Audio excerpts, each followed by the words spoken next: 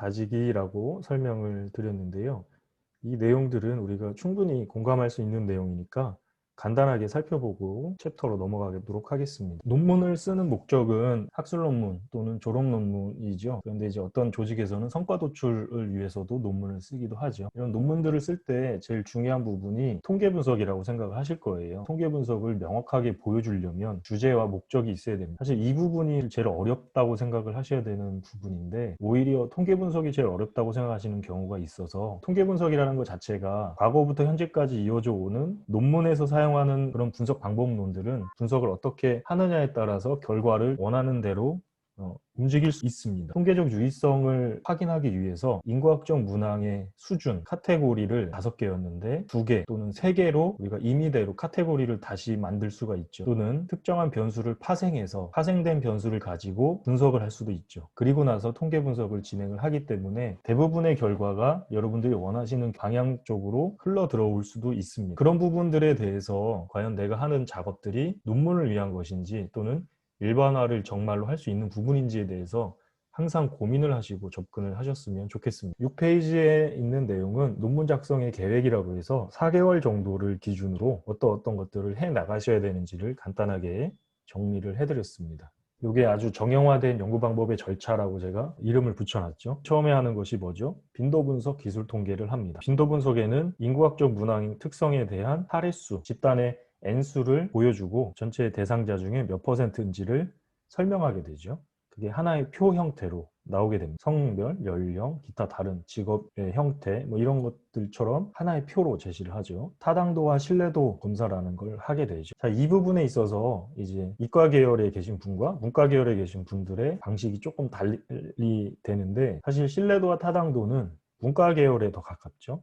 이과 계열에서는 실험 연구를 하시는 경우가 아무래도 많다 보니까 타당도나 신뢰도 검사가 중요한 것이 아니라 특정한 분포를 따르는지를 확인하시거나 가정에 위배되지 않는지를 따르는지 그런 내용들을 먼저 확인을 하시죠. 그런데 사회과학 쪽, 문과 계열 쪽은 내가 정의한 어떤 개념에 대해서 먼저 타당하게 보여지는지를 먼저 확인을 합니다. 신뢰도 검사까지 같이 진행을 하십니다. 사실 이 모든 과정이 사전에 먼저 진행이 돼야 됩니다. 그래서 실제 본 논문을 작업을 하거나 결과를 내기 전에 이 내용이 제대로 이루어지지 않으면 그 다음 단계로 이동을 하기가 어렵죠. 교차 분석, 카이 제곱 검정, 평균 비교, 상관 분석, 회귀 분석, 그 뒤에는 추가적인 분석 검토라고 제가 말씀을 드렸어요. 대부분의 논문의 서술 방식이 이렇게 정형화되어 있어서 제가 이렇게 설명을 드린 거고요. 평균 비교나 회귀 분석, 상관 분석은 아마 기본적인 분석의 형태가 됐을 걸로 이해를 합니다. 그래서 내일 같이 할 얘기가 이제 구조방정식에 대한 부분이고, 그러한 구조방정식은 사실은 회귀 분석에 대한 개념이 추가적으로 확장되었다라고 생각을 해주시면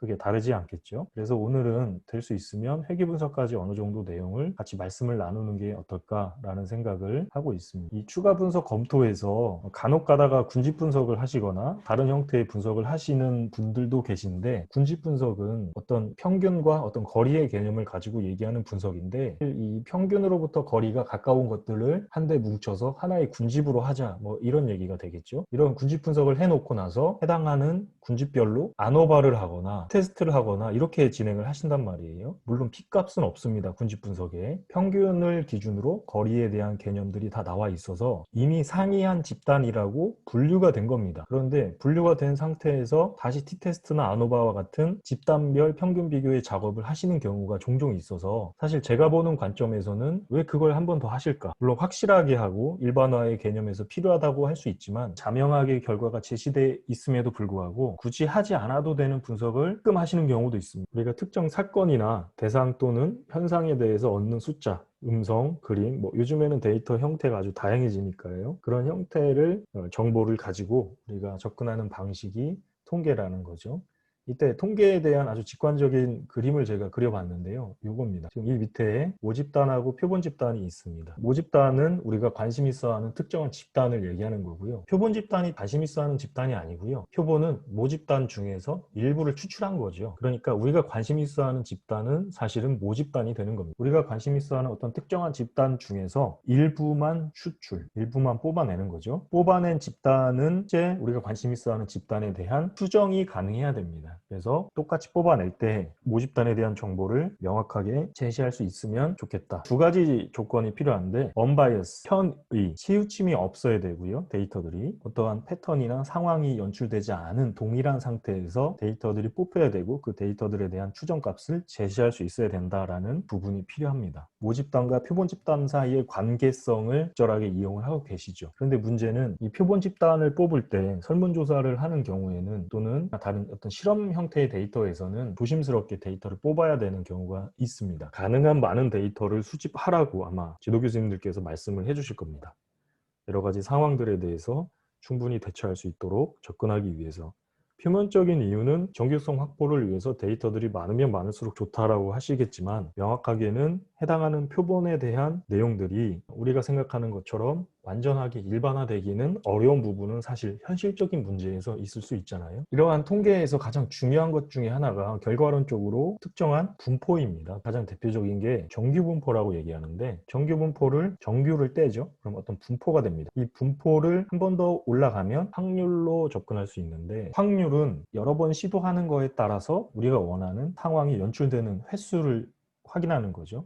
그러니까 확률은 경우의 수에 대한 부분이고, 이 경우의 수를 모아놓은 것을 우리는 분포라고 얘기합니다. 이런 분포를 봤을 때 그 중에서 어떤 특징들이, 이런 특징을 우리는 다른 말로 모수로서 설명 가능한 형태가 나오는 분포들을 주로 사용을 하고 있고, 그런 모수가 복잡하지 않고 명확하게 할 수 있는 분포들 중에서 가장 대표적인 형태의 분포가 바로 정규 분포로 이어지는 거죠. 그래서 확률하면 사실은 분포로 넘어가게 되고, 분포에 대한 부분을 상대도수의 극한값의 방식으로 설명하기도 합니다. 그런데 우리가 이해해야 될 거는, 결과적으로 우리는 특정한 확률을 구하고 싶으니까 그 확률은 어디에서 가지고 온다? 어떤 분포에서 가지고 온다. 그럼 그 분포에서 확률을 계산하려면 어떻게 해야 된다고요? 그 분포에서의 주관에 대한 적분값을 가지고 우리가 필요한 정보를 다시 제시하거나, 이런 방식으로 이루어지게 됩니다.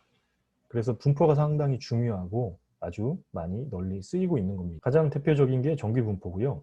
이 정규분포는 보시는 것처럼 평균을 중심으로 좌우 대칭이죠. 우리가 알고 있듯이 플러스 마이너스 3시그마 안에 거의 대부분의 데이터가 일어날 확률이, 어떤 특정한 사건은 그 범위 안에 일어날 확률이 거의 100%에 가깝습니다. 확률을 계산하고 결과를 제시하게 됩니다. 그리고 이 정규분포가 상당히 중요하다고 파악하는 이유 중에 하나가, 우리가 아주 흔히 접하는 평균이라는 걸 가지고 해석할 때도 사실은 상당히 용이하게 해석을 할 수가 있습니다. 그래서 정규분포에 대한 부분이 중요하게 사용을 하고 있는 거라고 생각을 해주시면 됩니다. 계속해서 표본에 대해서 이제 간단하게 말씀을 드릴까요? 특정 집단에서 어떻게 한 거죠? 일부를 추출을 한 거죠. 이 표본에서 특정 집단의 일부를 추출을 하게 되면, 그 중에 우리가 원하는 형태의 데이터를 잘 뽑았는지 또는 뽑지 않았는지에 대한 부분들도 고민을 해봐야 되지 않을까 싶습니다. 이제 그러면 이걸 역으로 다시 생각했을 때, 우리가 원하는 데이터를 뽑기 위한 어떤 방법론을 잘 적용하면 그런 방법론에 의해서 데이터가 잘 뽑힐 거다라고 생각을 할 수도 있는 겁니다. 그래서 실제 우리가 관심 있어 하는 그런 특정 모집단에서 표본을 뽑는 방법들에 대해서도 고려를 하게 되는 겁니다. 모집단이 몇십만 개, 몇만 개 또는 몇천 개의 데이터가 있다 할지라도 시간적인 또는 경제적인 효율성들을 고민을 해서 오차의 한계 같은 것들을 고려를 해서 접근을 하게 되는 거죠. 모집단, 원소, 표본, 모수, 이런 얘기들은 아마 여러분들이 잘 알고 계실 거고요. 이 표본 조사를 할 때 가장 중요한 것 중에 하나가 조사의 시점도 중요합니다. 언제 조사를 하느냐에 대한 부분도 상당히 중요하고, 아마 그래서 여러분들도 그런 표본을 추출할 때는 언제부터 언제까지 표본을 추출했다라는 내용을 명확하게 작성을 하셔야 됩니다. 표본 조사 결과에서 반드시 기재를 해야 될 부분들이 이런 부분들이죠. 모집단에 대한 정의, 관심 있어 하는 모집단은 이렇다. 그리고 내가 지금 추출한 표본은 이만큼의 크기를 갖고 있다. 내가 조사하는 방식은 이렇고, 조사는 언제부터 언제까지 했다. 이때 표본을 추출하는 방법은 이러이러한 방법으로 진행을 했다. 이러한 내용들에 대해서 기재를 해주셔야 되는데 기재가 잘 안 되는 경우가 있습니다. 되도록이면 기재를 해주시면 좋을 것 같습니다. 표본은 심플 랜덤 샘플링이라고 하는 것이 가장 기본 표본 추출 방법이 되죠. 그래서 이 단순한 랜덤 추출 방법이 여러분들이 생각하는 랜덤 추출이다 라고 생각하셔도 다르지가 않습니다. 우리가 관심 있어 하는 모집단 중에 어떤 조건이나 패턴이나 특성을 고려해서 뽑는 것이 아니라 그야말로 무작위로 뽑아내는 방식을 단순 랜덤 랜덤 추출 방법이다라고 얘기를 합니다. 계통 추출 방법은 임의대로 구간화를 진행을 합니다. 이때 동일한 개수만큼의 구간화가 될 수 있어야 됩니다. 그리고 구간 내에서 몇 번째 거를 뽑을 거냐, 임의로 번호를 부여한 것에 대한 선택을 해서 번호를 추출을 해서 번호에 해당하는 표본을 뽑도록 하는 것이 계통 추출 방법. 집락 추출 방법은 클러스터 랜덤 샘플링이라고도 얘기하는데, 클러스터는 분집, 어떤 집단으로 된 경우에 A, B, C, D, E라는 집단이 5개 있을 때 전체 중에서 집단을 먼저 랜덤하게 선택을 하는 겁니다. 집단에 대한 랜덤 선택이 되면 그 집단에 대해서 결과를 제시하는 예입니다. 층화 추출은 지금 보시는 것처럼 이미 층이 구분되어 있습니다. 그룹이 구분되어 있습니다.